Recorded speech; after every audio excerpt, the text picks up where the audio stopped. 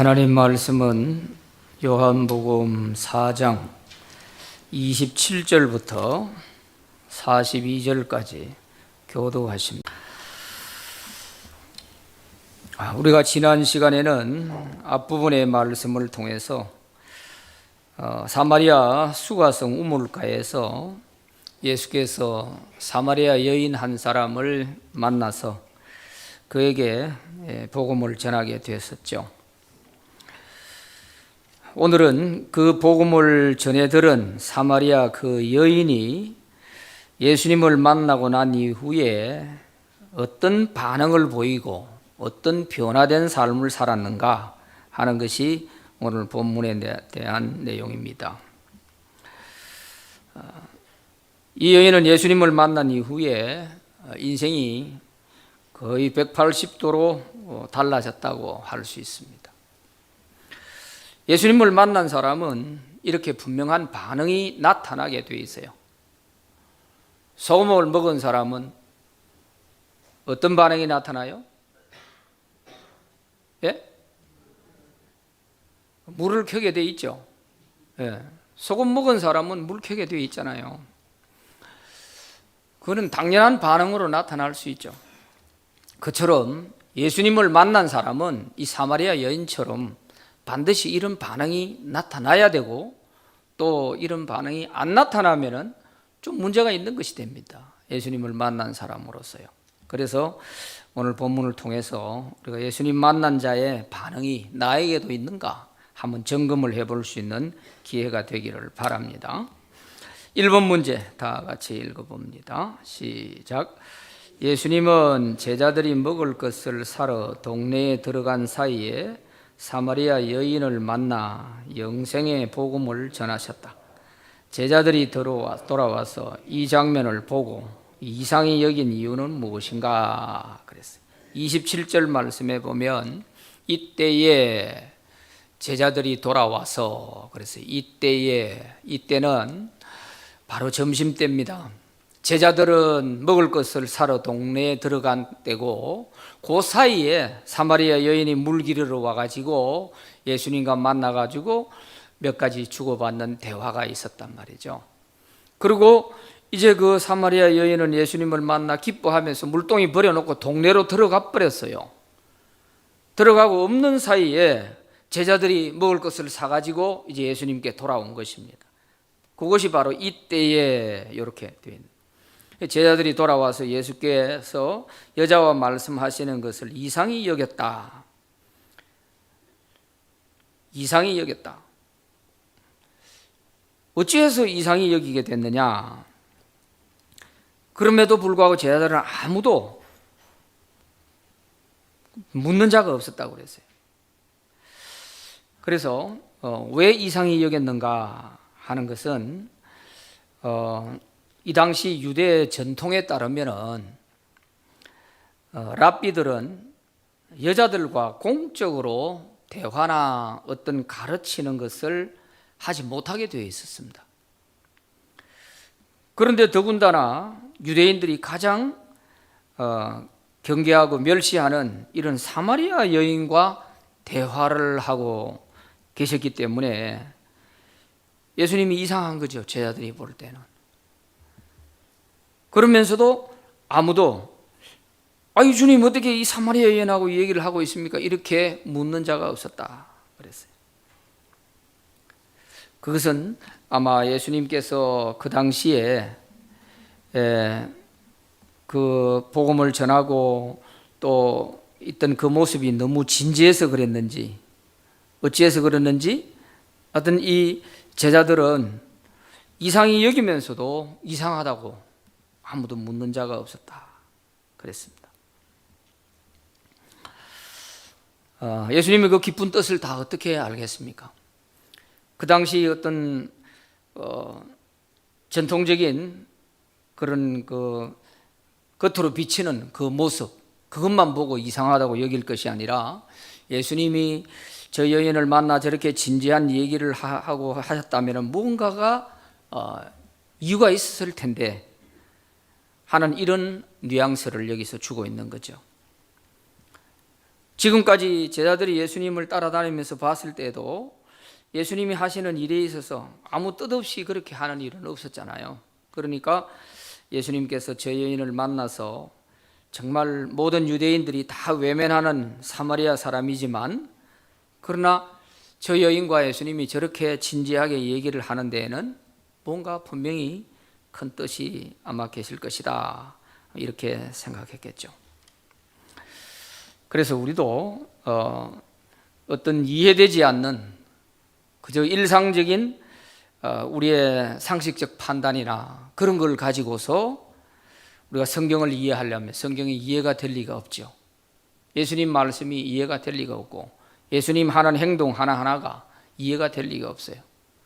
그러나 우리가 마음을 열고 눈을 크게 뜨고 예수님이 왜 이렇게 하셨을까 하는 이런 자세를 가지고 우리가 살펴나간다면 예수님께서 하신 그 모든 일거일동에 있어서는 깊은 감동을 우리에게 주실 수가 있는 거죠.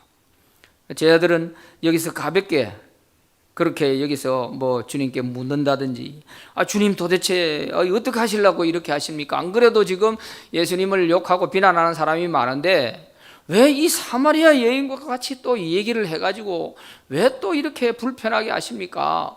얼마든지 제자들이 이런 말이 입에서 톡 튀어나오고 싶은데 그래도 아무도 묻는 자가 없더라 그랬어요. 모르면은 입 다물고 진지하게 좀 들으려고 하고 배우려고 하는 자세라도 가지면 배울 게 있는 거죠. 제자들은 정말 여기서 너무 잘했다고 생각이 돼요. 그래서 오늘 우리들도 이런 진지한 자세를 가지고 성경을 이해하려 하고 또 예수님 말씀을 이해하려고 하면 우리에게도 큰 은혜가 될 줄로 믿습니다. 자, 2번 문제 읽어봅니다. 시작. 예수님을 만난 사마리아 여인이 물동이를 버려두고 동네로 들어간 이유는 무엇인가? 28절에 보면 여자가 물동이를 버려두고 동네로 들어가서 사람들에게 이르되 그랬습니다. 이 좀 우리가 깊이 생각해 봐야 될 부분이죠. 이 여인은 분명히 물을 기르러, 그것도 한낮에 사람들이 보지 않는 가장 더운 시간에 이렇게 물을 기르러 왔던 여인입니다. 그런데 물을 기르러 왔으면 물을 길러 가야 되는 것이 자기가 원래 하고자 했던 그 목적 아니겠어요? 그런데 예수님과 만나가지고 대화 몇 마디를 주고받는 사이에 그만 자신이 물 기르러 온 것에 대한 이 모든 것들이 다 뒤로 순서가 바뀌어져 가지고 뒤로 밀려져 버리고 동네로 달려 들어가 가지고 동네 사람들에게 내가 예수님을 만났다 하고 이거를 외치게 되는 겁니다. 도대체 어찌 되어 가지고 여인이 이런 반응을 보일까? 바로 이것이 예수님을 만난 사람으로서의 보이는 그런 반응이죠. 예수님을 만났다면 이렇게 안 하고는 정상이 아니라는 거예요. 나 예수님 만나서 조용히 가가지고 뭐 누구 붙잡고 자랑하고 이럴 수가 없는 상황이에요. 그러니까 자기가 물 기르러 온 이것까지도 다 뒤로 미루고 달려가서 자기가 만난 이 예수를 전하고 싶어하는 이런 여인의 반응을 볼 수가 있죠. 정말 오늘 우리에게도 예수를 만난 사람이라면 우리에게도 이런 반응이 있는가 하는 것이죠.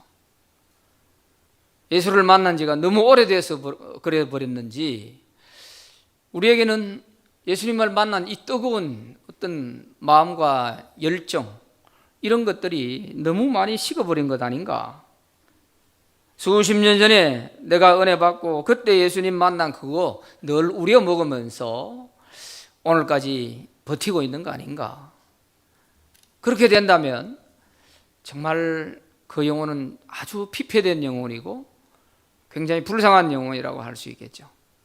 예수님은 우리에게 생수를 주시듯이 항상 샘에서 솟아나는 퐁퐁 솟아나는 그런 샘물처럼 언제 어느 시에든지 늘 새로운 그런 진리를 우리에게 공급해 주시는 분인데 그런 주님을 우리가 항상 만나고 말씀 속에서 기도 속에서 이렇게 만나고 뜨거운 그 열정이 식지 않아서 그 뜨거운 열정으로 이 여인처럼 달려나가서 내가 예수님을 이런 예수님을 만났다고, 내가 말씀 가운데서 이런 예수를 만났다고 이게 전하고 싶어서 그저 내 하고자 하던 일도 다 뒤로 미루고 이렇게 동네로 달려 들어가는 이런 반응, 이것이 어찌 보면 오늘 우리에게 가장 지금 필요로 하는 그런 반응이죠. 아마 주님이 우리를 보실 때도 네가 나를 만났다면 어떻게 나를 만난 사람으로서의 그런 반응이 없냐, 아마 그러지 않았겠어요. 그래서 바렛이라고 하는 신학자는 이런 말을 했습니다. 그리스도를 만난 것이 너무 기뻐 물동이를 잊어버리고 동네 사람에게 예수를 전하러 들어갔다, 그런 표현을 했어요. 예수를 만난 것이 너무 기뻐서 물동이까지도 잊어버렸다. 사실 예수님을 제대로 만난 사람들은 인생이 길이 달라지죠. 사업하던 사람이 예수 만나가지고 사업 다 정리하고 보험 전화로 선교사로 나가는 사람이 있어요. 이거는 물길을 왔다가 물동이 버려두고 통내로 들어가 예수 전하는 사람과 이 사마리아 여인과 꼭 같았잖아요. 제대로 만났다면 그렇게 되는 거죠. 내가 갈 길이 이게 아니구나. 주님을 만난 사람으로서 내가 지금 이거 하고 있어야 될 일이 아니구나, 이걸 깨달을 수밖에 없죠.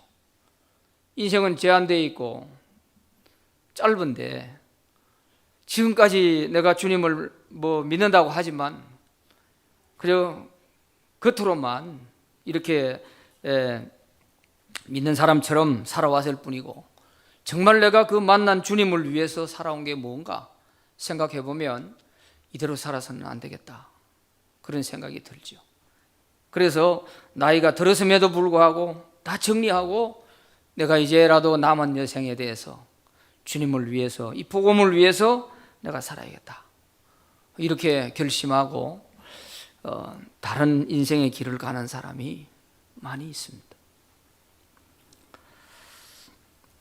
오늘 우리에게도 주님을 만난 자로서의 이러한 반응이 있게 되기를 바랍니다. 3번 문제 읽어봅니다. 시작. 사마리아 여인이 와서 보라, 이는 그리스도가 아니냐라고 말한 의미는 무엇인가? 29절 말씀에 보면 내가 행한 모든 일을 내게 말한 사람을 와서 보라, 이는 그리스도가 아니냐 하니 그랬어요. 와서 보라. 이전 개역 성경에서는 와보라 이렇게 했는데 개역 개정에서는 와서 보라 이렇게 되어 있습니다. 와보라, 와서 보라 하는 이 말은 이 사마리아 여인으로서는 자신의 지식과 능력으로서는 논리적으로 자기가 만난 이 그리스도를 동네 사람들에게 증명을 할 수가 없는 거예요. 자기 실력과 능력 가지고는 자기가 만난 이 그리스도를 그들에게 증명하려니까 능력이 안 되는 거예요. 그래서 이 여인이 전하고는 싶은데 자기의 능력은 안 되고, 그러니까 내가 만난 예수가 이런 분인데 내가 설명 다 못하겠다, 여러분들이 직접 와서 봐라, 이렇게 말을 한 거죠. 그래서 와서 보라 하는 이 말 속에는 정말 뜨거운 열정은 속에 있는데 자기의 능력이 부족하고 실력이 부족해서 그걸 논리적으로 그들이 알아듣게 잘 설명을 할 수 없는 이 답답함, 이런 것이 있을 때 와서 보라 이렇게 말을 했는데도 이 말이 먹혀 들어가는 거예요. 그것은 바로 이 여인의 마음 속에 주님을 전하고자 하는 그 뜨거운 열정이 있었기 때문에 그게 전달이 되는 거예요. 나로서는 설명을 못하겠어. 그러니까 내가 만난 예수를 여러분들이 한번 와서 보시오. 이게 대단히 효과적인 방법입니다. 이게요.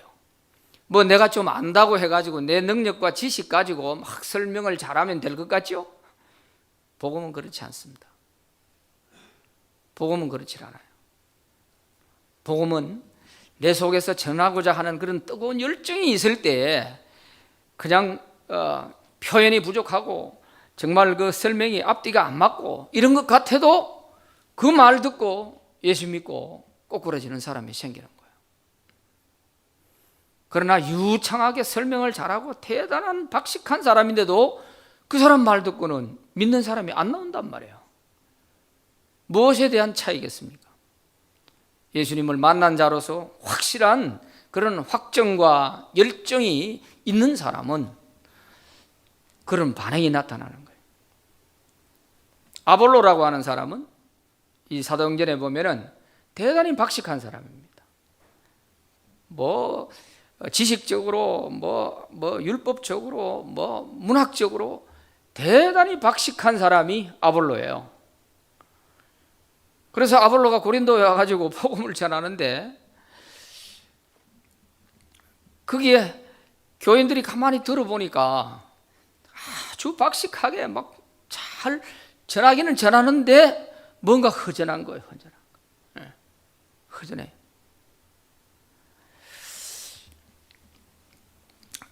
그래서 이 아볼로를 조용히 브리스길라와 아굴라 부부가 자기 집으로 모시고 가가지고 잘 대접을 하면서 설명을 해주는 거예요. 그리스도에 대한 십자가와 성령에 대한 이야기를 해주는 겁니다. 아볼로는 대단한 선생이고 유명한 사람인데 가만히 브리스길라 아굴라 부부의 이야기를 들어보니까 자기에게 부족한 점이 있단 말이에요. 성령에 대해서 약한 거예요. 십자가에 대해서 약한 거예요. 그래서 부끄러워가지고 얼른 보따리 사가지고 다른 데로 가버리죠. 그러나 그 집사 부부가 얘기해 줬던 그것은 아볼로에게 있어서 큰 약이 됐던 거죠. 아는 지식만 가지고 되는 게 아니구나. 그래서 고린도 교회에 당파 싸움이 일어났을 때 아볼로파가 나오는 거예요. 아볼로가 한번 서쳐 지내가면서 이렇게 했는데 그 사람에게도 은혜 받은 사람이 있는 거죠. 왜냐하면 그런 세상 지식적인 방법으로 쫙 설명하는 그게 또 자기에게 맞는 사람이 있었을 거 아니에요. 바울처럼 막 성령의 능력으로 이렇게 또 논리적으로 이렇게 조직적으로 설명을 잘하는 이런 바울에게 은혜 받은 사람은 바울파라 그러고 아볼로에게 은혜 받은 사람은 아볼로파라 그러고 또 베드로가 와가지고 또 능력 있게 복음을 전하니까 그런 사람은 또 베드로파라 그러고 뭐 이렇게 이것도 저것도 아닌 사람 우리는 그리스도파다 그러고 이래서 당파가 생기게 되는 배경을 우리가 알 수가 있죠. 그래서 우리가 이 와서 보라 하는 이것이 어떤 의미인지를 우리가 좀 알고 정말 예수를 만난 사람에게 있어서 나타난 반응 중에 이 반응이 있어야 되는 거예요. 누구든지 붙잡고 내가 설명을 다 못하겠다. 내가 만난 이 예수님을 설명을 다 못하겠다. 당신이 이번 주일날 나하고 가서 보자. 교회 한번 가보자. 이런 열정은 속에 있는데 내 논리나 내 지식 가지고 설명을 다 못하겠다. 이렇게 했을 때 듣는 사람의 입장에서도 이 사람이 뭔가 제대로 만나기는 만난 것 같은데 아마 설명을 다 못하니까 저런갑다. 내가 직접 가서 한번 보자.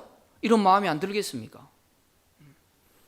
더군다나 이 사마리아 여인 같은 경우는 동네 사람들이 볼까 싶어가지고 부끄러워서 아무도 안 다니는 그 시간에 물 기르러 온 사람 아니에요. 이런 여자가 당당하게 이제는 물동이 내버려 두고 동네에 뛰어들어가지고 동네 사람들아 와봐라 와봐라 이러고 외치고 다닌단 말이에요.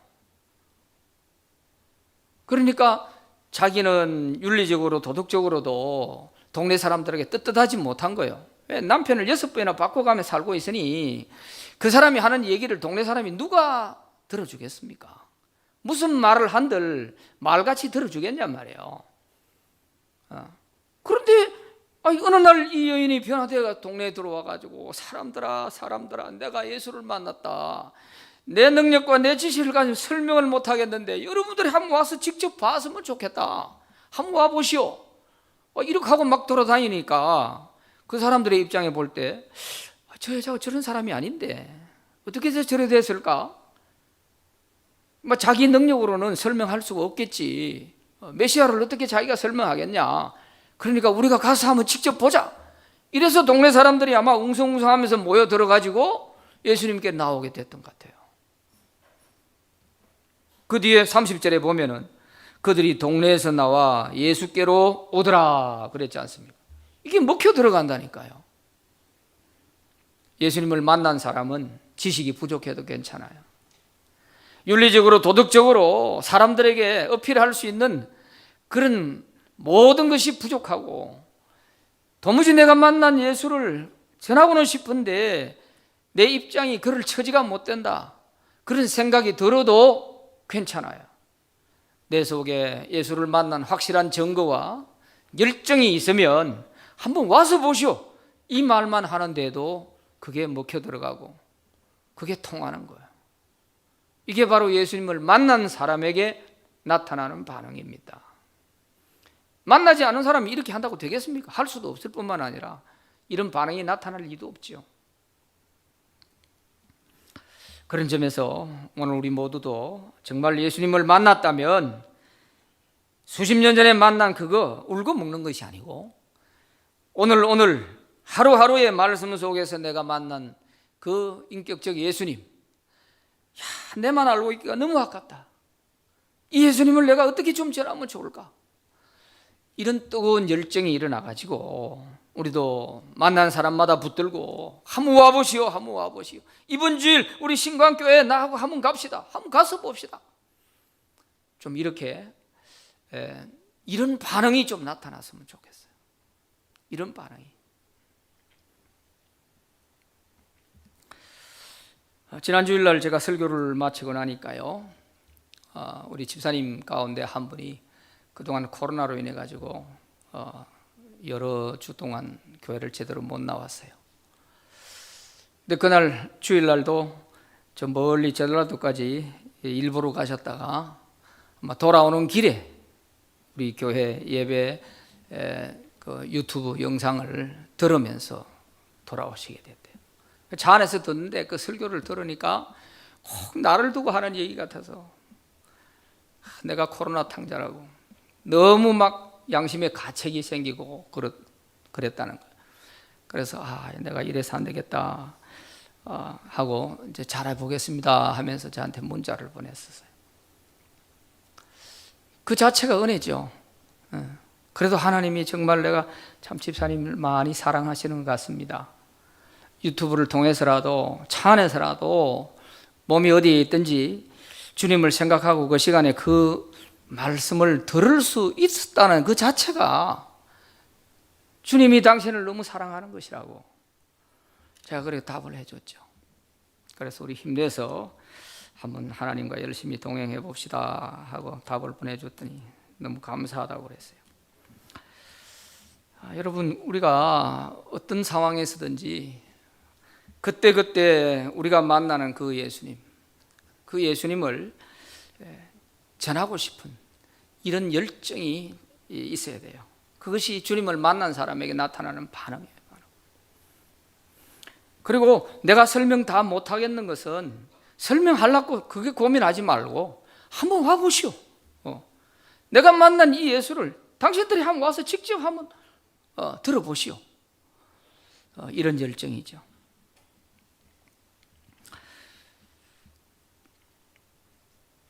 자, 그래서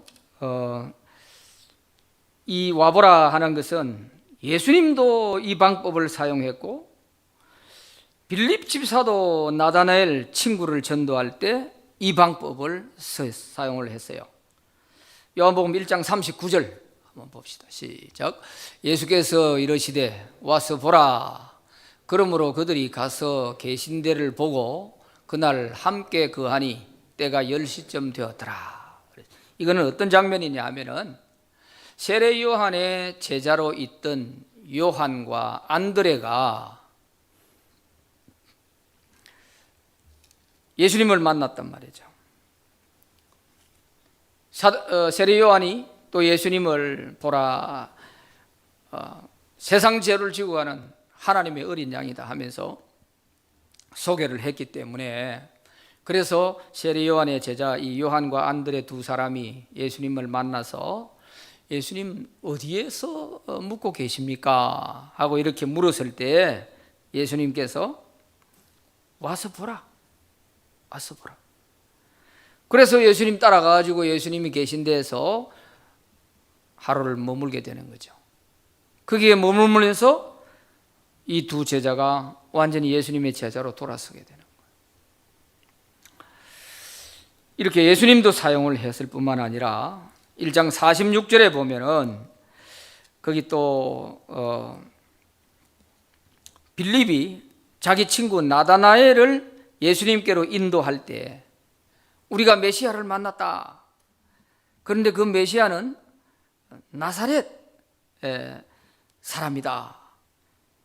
요셉의 아들 나사렛 예수다. 이렇게 얘기를 하니까 나다나엘이 나사렛에서 무슨 선한 것이 나냐. 이것은 그 당시에 일반적으로 다 알려져 있는, 나사렛에서는 선한 것이 나지 못한다고 하는 이것은 다 알고 있는 사실이거든요. 그러니까 아주 콧방귀를 뀌면서 나다나엘이 무시해버렸죠, 빌립의 말을. 그럴 때 나다나엘이 그 빌립의 말을 무시할 때 빌립은 거기서 끝낸 것이 아니라 내가 설명 다 하기 어렵다. 그러니까 네가 와서 봐라, 와서. 그렇게 했던 말이 바로 46절이에요. 빌립이 이르되 와서 보라 하니라. 그래서 나다나엘이 빌립 따라 예수님께 와가지고 예수님 만나는 순간에 예수님이 나다나엘을 보자마자 이스라엘의 선한 사람이다 라면서 칭찬을 해줘. 깜짝 놀라는 거야, 그냥. 예수님 앞에 오자마자 그냥 막 완전히 녹아버리는 거야. 그래서 나다나엘은 예수님에 대해서 당신은 하나님의 아들이시요 당신은 이스라엘의 임금이로소이다 하고 고백을 하는 거죠. 그러니까 설명을 우리가 할 필요가 없어요. 주님 앞으로 인도하면 주님이 그 사람을 완전히 마음을 녹이고 열어서 고백하게 만드시는 거예요. 이게 전도입니다. 전도는 마치 우리가 뭐 다 하는 것처럼 절대 아니에요. 바울 같은 사람도 말에는 졸하다 그랬어요.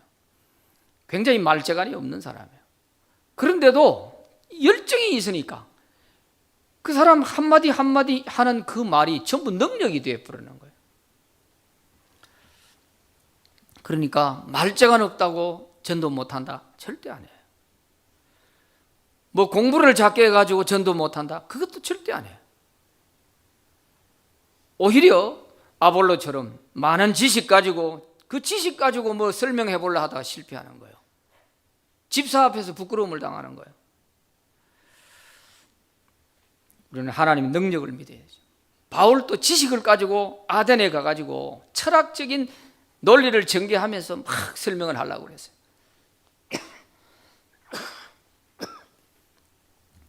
그러다가 아덴에서 전도에 실패했지 않습니까? 아덴에서 바울의 설교를 듣고 예수 믿는 사람이 안 나왔어요. 얼른 부끄러워서 보따리 사가지고 고린도에 가가지고 그가 가만히 돌아보는 거예요. 무엇이 잘못됐나? 그래서 고린도에 가서 복음을 전할 때는 내가 그리스도의 십자가 외에는 아무것도 전하지 않겠다. 이런 다짐과 맹세를 하는 겁니다. 그리고 십자가만 전했는데 고린도에서 놀라운 역사가 일어난 거예요. 놀라운 역사. 이처럼 우리가 예수를 만났으면 만난 그 자체가 우리 속에 있는 확정이고, 내가 정말 설명을 다 할 수 없다.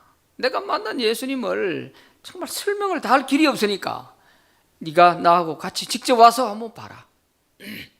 와보라는 이것이 대단히 효과적이고 아주 반응이 좋은 그런 것을 볼 수가 있죠. 그래서 이 여인의 얘기를 듣고 동네 사람들이 많이 몰려와서 예수님 앞으로 30절에 동네에서 나와서 예수께로 많은 사람이 몰려온 거예요. 이렇게 예수님 앞에 나오면은 나머지는 이제 예수님이 알아서 하는 거예요. 알아서. 내가 일일이 끝까지 설명하는 게 아니에요. 알아서 해주시는. 그래서 우리가 현장 예배에 우리가 이렇게 세신자들을 초청해서 모시고 오는 이게 효과적이 될 수 있는 거예요.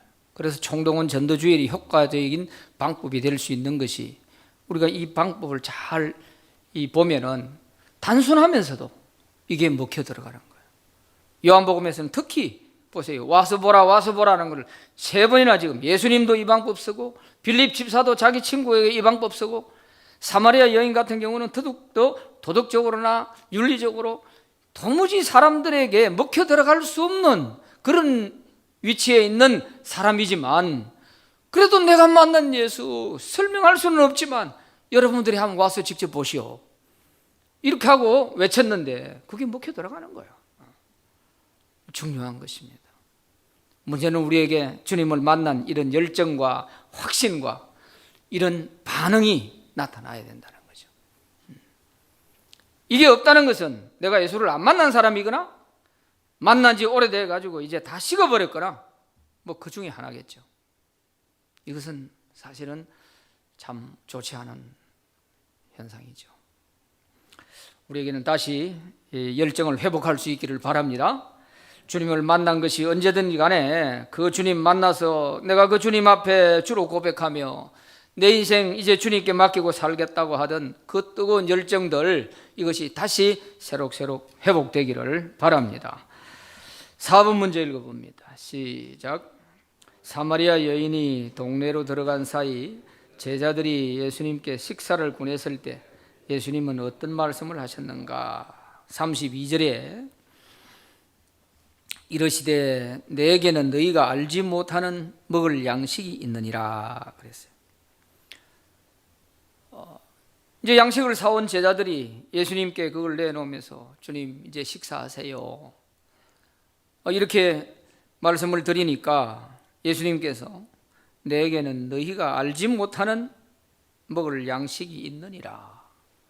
그러니까 제자들이 누가 그 사이에 먹을 것을 갖다 드렸는가 보다, 이렇게 생각한 거예요. 33절에 보면은 제자들이 서로 말하되 누가 잡수실 것을 갖다 드렸는가 하니, 누가 주님께 먹을 걸 갖다 드렸지? 우리가 양식 사오는 동안에 누가 아마 주님께 먹을 걸 갖다 드렸는가 보다, 이렇게 생각한 거예요. 그게 아닌데 말이죠. 내게는 너희가 알지 못하는 양식이 있다. 이 양식이 어떤 양식을 말할까? 제자들이 생각하는 것처럼 그 사이에 누가 먹을 걸 갖다 드려서 그걸 먹었다는 뜻인가? 그 아니란 말이죠. 예수님께서 이렇게 딱 한마디를 던지는 것은 제자들로 하여금 억수로 궁금하게 만들어가지고, 궁금한 그런 마음 상태로 만들어가지고 진리를 한마디 톡 던지는 거예요. 궁금한 그런 생각이 막 들게 만들어서 거기다가 맞는 진리를 딱 던져놓는, 참 예수님의 그 화법이 아주 기가 막히는 거예요. 그럼 그게 뭐냐? 이제 5번에 나와 있어요. 5번 문제 봅니다. 예수께서 하나님의 뜻을 행하며 이루는 것이 나의 양식이라고 말씀하신 뜻은 무엇이냐? 무슨 뜻이냐? 이제 34절에 가서 보면 그게 답이 나오죠. 예수께서 이르시되 나의 양식은 나를 보내신 이의 뜻을 행하며 그의 일을 온전히 이루는 이것이니라. 제자들은 누가 다른 사람이 그 사이에 먹을 걸 갖다 드렸는가 보다, 이래 육신의 양식, 이것을 생각했는데 전혀 그게 아닌 거예요. 너희들이 알지 못하는 먹을 양식이 내게 있다. 나의 양식은 어떤 것이냐? 나를 보내신 하나님의 뜻을 행하며 하나님의 일을 온전히 이루는 이것이 내 양식이다. 그렇게 말씀하시는 거예요. 참 기가 막힌 그런 화술을 갖고 계시죠. 그래서 하나님의 뜻을 행하며 하나님의 뜻을 이루는 것, 이것을 예수님은 나의 양식으로 삼고 살아간다, 그런 말씀입니다. 하나님의 뜻에 순종하는 것을 양식으로 삼고 살아가는 그런 주님을 볼 수가 있죠. 신명기 8장 3절에 뭐라고 되어 있습니까? 너를 낮추시며 너를 줄이게 하시며 또 너도 알지 못하며 내 조상들도 알지 못하는 만나를 내게 먹이신 것은 사람이 떡으로만 사는 것이 아니요 여호와의 입에서 나오는 모든 말씀으로 사는 줄을 네가 알게 하려 하심이니라. 주님께서 사람이 떡으로만 사는 게 아니라 하나님의 입으로 나오는 모든 말씀으로 산다 하는 이것을 보여주시는 거예요. 직접 보여주시는 거예요.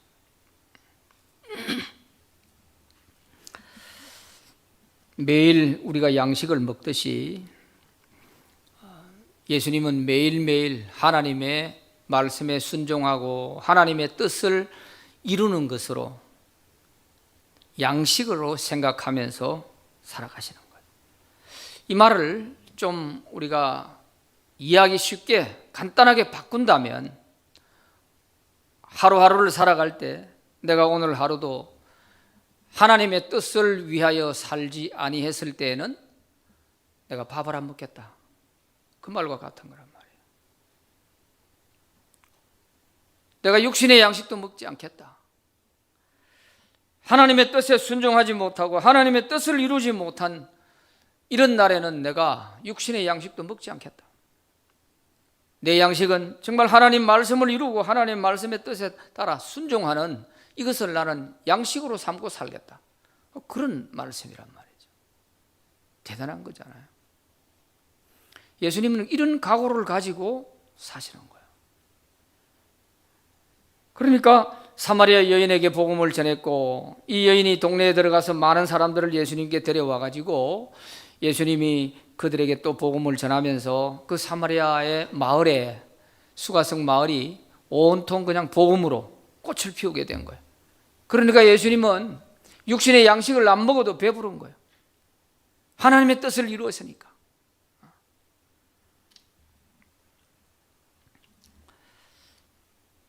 이처럼 우리가 하나님 말씀에 순종하고 하나님의 뜻대로 사는 것을 정말 양식으로 생각하면서 이렇게 살 수 있다면 참 얼마나 좋겠습니까?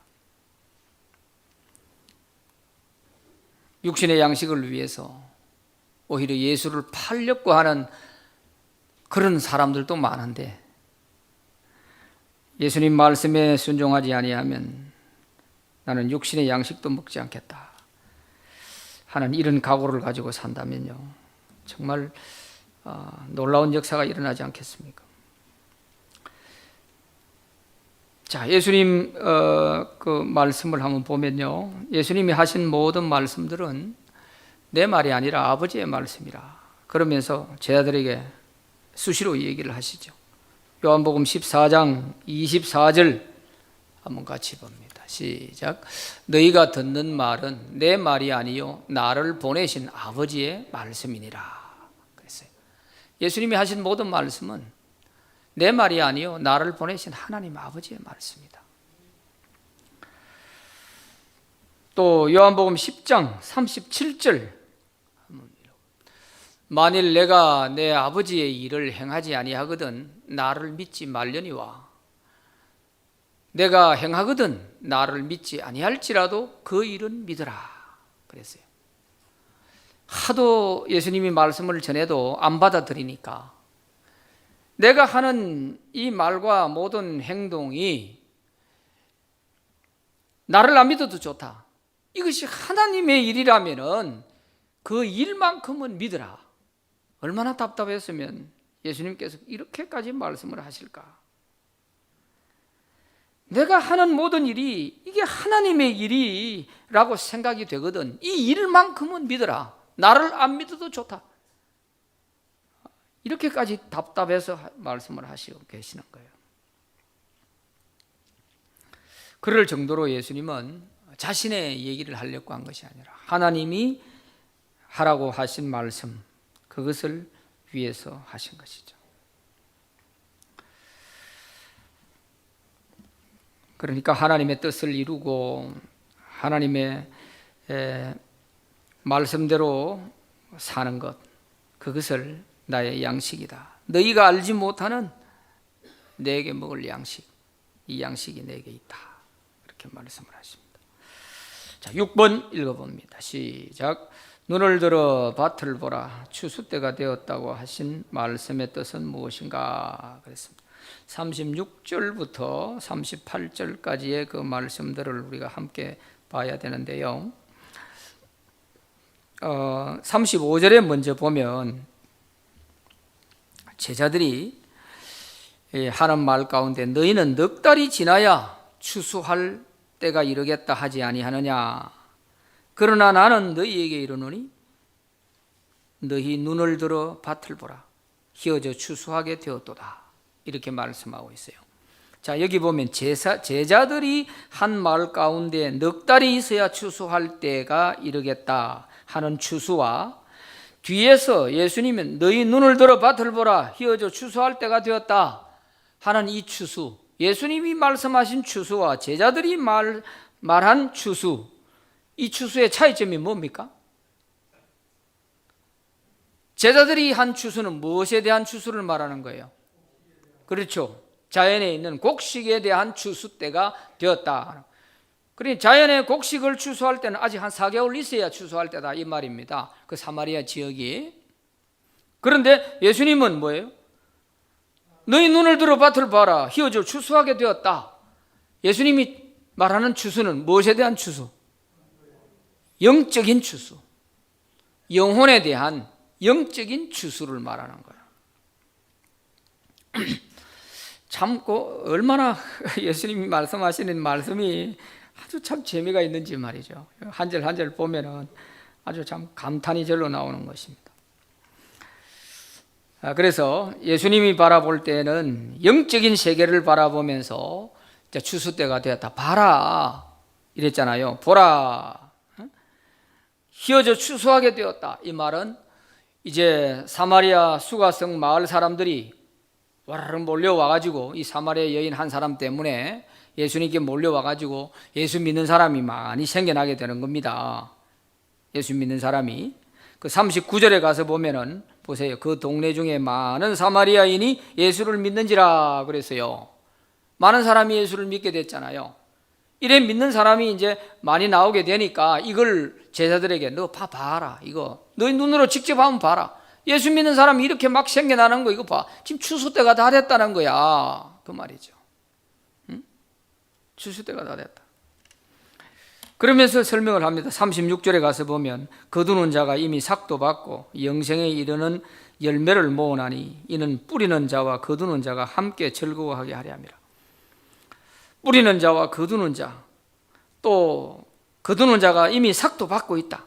이 말은 복음을 전하는 사람들이 복음에 대한 그 수고비를 받으면서 이미 복음을 전하고 있다. 이 말과 같은 것입니다. 이미 삭도 받고 영생에 이르는 열매를 모으고 있다. 그런가 하면 뿌리는 자와 거두는 자가 함께 즐거워하고 있다. 뿌리는 자와 거두는 자. 여기서 뿌리는 자는 누구고 거두는 자는 누구냐? 뿌리는 자는 예수님이고 거두는 자는 제자들을 말하는 겁니다. 예수님이 뿌려놓은 그 복음의 씨앗에 따라서 이제 열매가 나오는 거죠. 이 열매는 누가 거두느냐? 제자들이 거두는 거예요. 그 뒤에 37절에 가서 보면 그런즉 한 사람이 심고 다른 사람이 거둔다 하는 말이 옳도다. 한 사람이 심고 다른 사람이 거둔다. 여기서 심은 사람은 예수님이죠. 한 사람은 심고 다른 사람이 거둔다. 제자들이 거둔다. 그 말을 반복하는 것입니다. 그리고 38절에 가서 보면 내가 너희로 노력하지 아니한 것을 거두러 보내었노니 다른 사람들은 노력하였고 너희는 그들이 노력한 것에 참여하였느니라. 예수님께서 그 제자들을 보내면서 이제 추수때가 되었으니까 추수해라 하고 내보내는 거예요. 이것은 노력하지 아니한 것을 거두러 보내었다. 내가 다 심어놓은 거 너희들은 가서 거두기만 하면 되는 거야. 그 말이잖아요. 이렇게 아주 예수님은 기가 막힌 그런 화술을 통해서 제자들에게 하나하나 이렇게 설명을 해 주셨습니다. 그래서 눈을 들어 밭을 보라. 추수 때가 되었다. 하나님 이것은 영적인 세계에서 이제 예수님께서 뿌려놓은 그 복음의 씨앗을 통해서 열매를 제자들이 많이 거두게 될 것이다 하는 것을 내다보시면서 당장 그 수가성 마을에서 이루어지는 그것을 눈으로 보면서 이렇게 예수님이 설명을 하니까 제자들이 이해가 빠른 거죠. 여봐, 이렇게 구원받는 사람이 많이 생기는 걸 보면 이제 모르겠냐? 너희들도 앞으로 나가서 복음을 전해보면 내가 뿌려놓은 그 복음의 씨앗의 열매들이 막 나오게 될 거야. 그래 됐잖아요. 그래서 성령 강림 이후에 베드로가 설교 한번 하면 하루에 3,000명, 5,000명이 예수 믿고 세례받았단 말이죠. 막 열매가 쏟아지는 거예요. 추수가 막 되는 거예요. 아마 예수님의 이 말씀이 그 베드로의 머릿속에는 아마 생생하게 살아있을 거예요. 야, 어찌 이런 일이 있을 수 있을까? 그때 주님께서 뿌리는 자와 거두는 자가 함께 기뻐하면서 또 내가 심어놓은 건 너희들이 거두게 될 것이라고 이렇게 말씀하시더니 야, 그게 우리 눈앞에서 그대로 이루어지는구나. 아마 이러면서 베드로의 머릿속에는 이 예수님의 말씀이 아마 새록새록 기억되면서 그런 기적을 눈앞에서 보았을 것입니다. 자, 7번 문제 다 같이 읽어봅니다. 시작. 예수님은 사마리아인들의 요청으로 이틀을 수가성에 머무셨다. 그 결과 어떤 일이 일어났는가? 39절부터 42절까지의 말씀인데요. 그 사마리아 여인이 동네에 들어가서 한번 와서 보시오. 직접 당신들이 와서 한번 확인해 보시오 하고 외쳤더니 그 동네 사람들이 여러 사람들이 몰려가지고 예수님 앞에 나왔다고 했잖아요. 이렇게 온 사람들이 예수님 말씀을 조금 듣다 보니까 너무 아쉬운 거예요. 그러니까 주님 가지 마시고 우리 마을에서 좀 머물렀다 가세요. 요청을 하는 겁니다. 40절 말씀. 사마리아인들이 예수께 와서 자기들과 함께 유하시기를 청하니 거기서 이틀을 유하심에 그랬어요. 이 사마리아 여인들이 예수님 말씀을 들어보고는 아쉬웠어요. 그래서 바로 가지 마시고 우리 마을에 좀 더 머물렀다 가세요 하고 요청을 하는 거예요. 요청을. 그래서 예수님께서 이틀이나 이 사마리아 수가성에서 머물게 되십니다. 너무 뜻밖이었죠. 생각을 해보세요. 예수님의 스케줄 중에 한 마을에서 이틀 동안을 머물면서 이렇게 하신 경우가 별로 없어요. 참 놀라운 거예요. 이만큼 사모하고 받아들일 준비가 되어 있으니까 예수님은 유대인들이 그렇게 멸시하는 그 사마리아 지역에서 오히려 이틀이나 머물면서 복음을 전하고 그 영혼들을 구원하시는 걸 볼 수가 있어요. 자, 그 결과가 어떻게 나타나냐? 41절. 예수의 말씀으로 말미암아 믿는 자가 더욱 많아 그랬어요. 예수의 말씀으로 말미암아. 그전에는 이 사마리아 여인이 와서 보시오. 직접 한번 들어보시오 하고 해서 그들이 몰려와 가지고 예수님의 말씀을 좀 듣다 보니까 너무 아쉬워서 좀 더 머물렀다가 가시오 하면서 요청을 하니까 예수님이 이틀을 머물면서 그곳에서 말씀을 전했는데 이제는 어떤 변화가 나타나느냐 하면은 그 사마리아 여인이 와가지고 내가 만난 예수 여러분 한번 와서 보시오 이 말 듣고 예수 믿었던 사람들이 39절에 나온 말씀들이 그 동네 중에 많은 사람이 사마리아 사람들이 예수를 믿었다. 이것은 사마리아 여인의 이야기를 듣고 전도를 받고 예수 믿었다는 사람들이고 41절에 가서 믿었던 사람은 예수님으로부터 직접 말씀을 듣고 예수님이 구세주구나 이거를 알고 믿게 된 사람이라는 뜻이에요. 42절에 그 결과가 나오죠. 42절 같이 읽어봅니다. 시작. 그 여자에게 말하되 이제 우리가 믿는 것은 내 말로 인함이 아니니 이는 우리가 친히 듣고 그가 참으로 세상의 구주신 줄 알미라 하였더라. 이제 제대로 믿은 거죠. 예수님이 구세주라는 것을 제대로 이제 알고 믿게 된 것이라는 거예요. 처음에는 사마리아 여인 때문에 와보라 해서 와가지고 보고 조금 말씀 듣다가 그 사마리아 여인의 전도 때문에 예수를 믿게 된 사람이었지만 그러나 이틀 동안 예수님과 함께 머물면서 예수님의 말씀을 직접 들어보니까 그야말로 이 예수님이야말로 세상의 구주시다, 정말 우리의 구세주시다 하는 것을 확실히 알고 예수를 믿게 된 거예요. 놀라운 역사죠. 자, 오늘 우리에게도 이 사마리아 여인처럼 이런 열정이 우리에게 필요합니다. 그래서 만나는 사람들에게 한번 와보시오. 우리 교회 한번 와서 말씀 한번 들어보시오. 한번 와보시오. 이렇게 해서 처음 나와서 이제 뭔가 교회가 어떤 곳인가, 주님이 어떤 것인가 어리둥절하게 처음에는 받아들이지만, 나온 자에게 예수님께서 그 마음을 여시고 주님이 그 사람을 어루만져 주시면요, 한 번 처음 나왔는데도 눈물을 펑펑 쏟으면서 예수님 앞에 자신이 죄인됨을 고백하고 예수를 영접하는 사람이 나오는 거예요. 와서 보시오 하는 것은 우리가 할 수 있는 일이지만, 주님 앞에 나온 그 사람에 대해서 변화시키시고 그 사람에게 예수님이 구세주라고 하는 확신을 심어주고 하는 일은 전적인 하나님의 역사로 되어지는 것입니다. 주님이 해주시는 거예요. 주님이 하실 일을 우리가 하려고 하면 안 되는 거예요. 이거는 실패하는 겁니다. 그럼 한번 와보시오. 한번 와보시오. 내가 만난 예수를 당신에게 다 설명할 길이 없어. 당신이 직접 와서 한번 들어보시오.